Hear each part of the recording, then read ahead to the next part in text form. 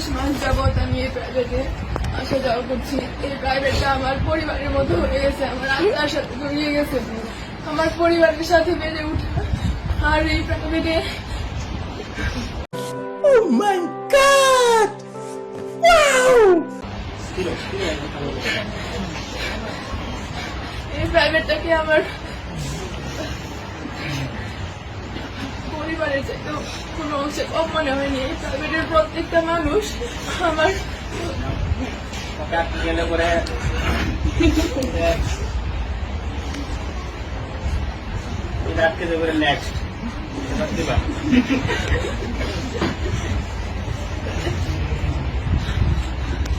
আর আমাকে সমাজকর্মের সামনে শিখাইছে যে কিভাবে নিজের লুকিয়ে থাকা প্রতিভাকে জাগিয়ে তুলতে হয়, কিভাবে স্বপ্নকে বড় করতে তুলতে হয়, নিজের প্রতিভাকে জাগিয়ে তোলার প্রেরণা জানাইছে স্যার। স্যার আমার জীবনের কিংবদন্তি, স্যার আমার জীবনের সেই সমাজকর্মী।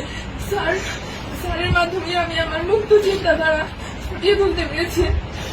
তাছাড়া স্যার আমি অনেক সময় অনেক বেয়াদবি করছি, যেগুলা হয়তো আমি বুঝতে পারি নাই, কিন্তু আপনার মেধায় ওইগুলা ঠিকই ধরা পড়ছে।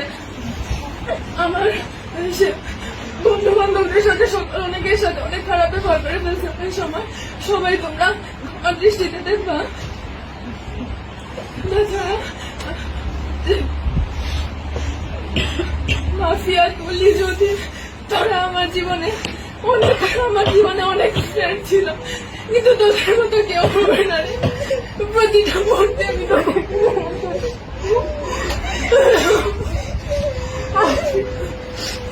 দীর্ঘ 12 বছর পড়াশোনা জীবনে অনেক স্যারের সাথে পরিচয় হয়েছে, অনেক বন্ধু বান্ধবের সাথে পরিচয় হয়েছে, কিন্তু স্বামী স্যারের মতো কেউ হয়ে উঠতে পারিনি আজ পর্যন্ত। আর তোদের মতো ফ্রেন্ড আজ পর্যন্ত হয়ে উঠতে পারেনি। আমি ক্লাসের মধ্যে অনেক কথা কাউন্টার দিতাম যাতে অনেকে বিরক্ত হইতা। সবাই আমাকে ক্ষমা করে দিও। আমার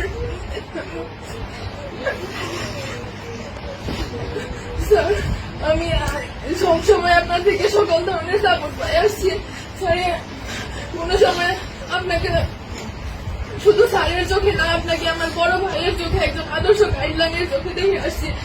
স্যার, ভবিষ্যতে আমি আপনার কাছে আদর্শ একজন শিক্ষার্থী হয়ে ফুটে উঠতে চাই। আমি